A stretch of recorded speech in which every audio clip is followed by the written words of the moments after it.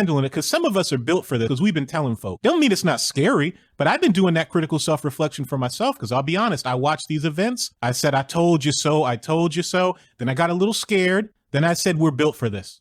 I'm with you. See, for me, you see, as a blues man in the life and the mind in the world of action, I'm never surprised by evil or paralyzed by despair. Evil comes in a whole lot of different forms, but I'm ever ready. And despair is always trying to dampen your fire, but my fire is always intense. And so in that sense, I know it's chickens coming home to roost. I know we're reaping what we sow. I know that violence is as American as apple pie, but so is jazz. And so the question becomes, how do you keep track of the evil, whatever form it takes, whatever the violence it is, whatever structural form it takes of white supremacy or predatory capitalism or imperial expansion or patriarchy, and then come up with ways of resisting and having resilience, but grounded in a moral and spiritual perspective on the world, which is greatness defined in terms of service to the least of these, the wretched of the earth. What are you doing for poor people? What are you doing for working people? Are you looking at the world through the lens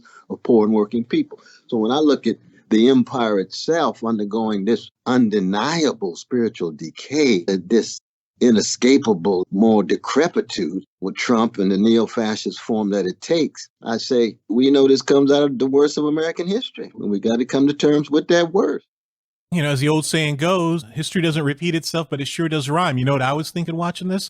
Trump's favorite president and Bannon's favorite president is Andrew Jackson, the most evil, vile human beings to ever be in the White House. And what happened? His white populist supporters swarmed the White House. And them echoes of history. What happened today? Trump's terrorists swarmed the Capitol building. See, when you study that history, it all makes sense because it all comes back. That's right. That's exactly right, though, brother. But part of the challenge is, and you know this as a blues man too, and the legacy of Martin King and others, when you look at the degree to which the levels of social misery, unbelievable poverty, wage stagnation, shattering of structures of meaning, undercutting families and communities.